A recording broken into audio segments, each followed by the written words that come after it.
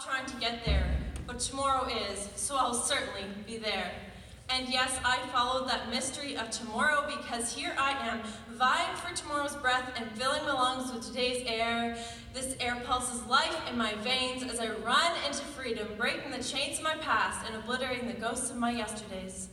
My yesterdays are punctuated with these ghost housing my sick brain, but today healthy brain has the foothold and I am free. And freedom is arriving at school to learn and not to lust after death. Freedom is running at the gym to become a healthier me and not to run from my problems and lose sight of my dreams.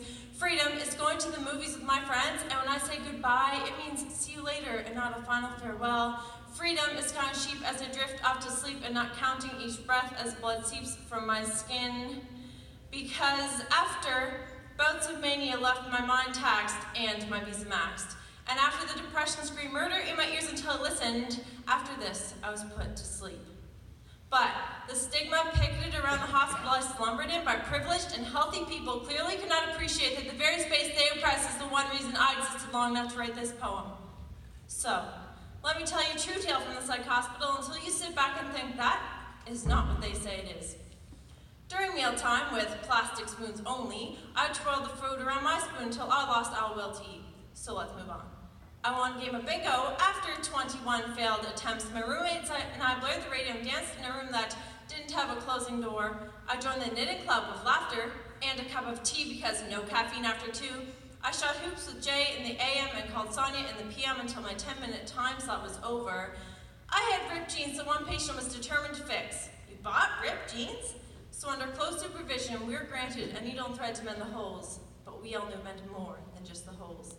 The nights we watched Disney and the afternoons playing Yahtzee with the sun yearning to soothe their internal pain. It was not what they say it is. What you call Crazy Town is a safe haven for the sick, a place of refuge for the broken, and it is an okay place to be. The mentally ill are gorgeous sunsets when mosquitoes aren't bad. They're the midnight constellation you finally found.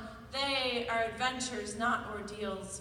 And I say they because it's hard to say I. That means I'm identifying with hatred. That means I'm being dehumanized to a piece of meat, ready to be devoured because I'm not neurotypical, who fits inside the constructs of normal. So please remind yourself, I am someone's daughter.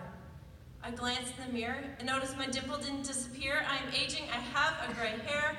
One night I told a friend, if I ever feel depressed again, and before that, I told him when I feel depressed again, and in that moment I realized that subconsciously my words, I started to believe that maybe life wouldn't spiral again. My forehead lines are permanent, a testament to the days I spent laughing with those I thought would bury me before I ever reached this peak. That, my dear, is climbing a mountain and finally seeing the view, the fruit of my labor in full bloom. I am rags to riches. I am proud. I am proud. Manic depression came in the night, stole my dignity and light. I was a skeleton of sorrows. But here I am, fighting to regain my forgotten identity of passion and joy and intelligence. These DSM demons, they said I was worthless, taking up space. But I kicked them in the butt and said, no, I am here. I am deserving to be here, so go. So all this to say, if you believe nothing else, recovery is worth it, and so are you. Healthy brain wins.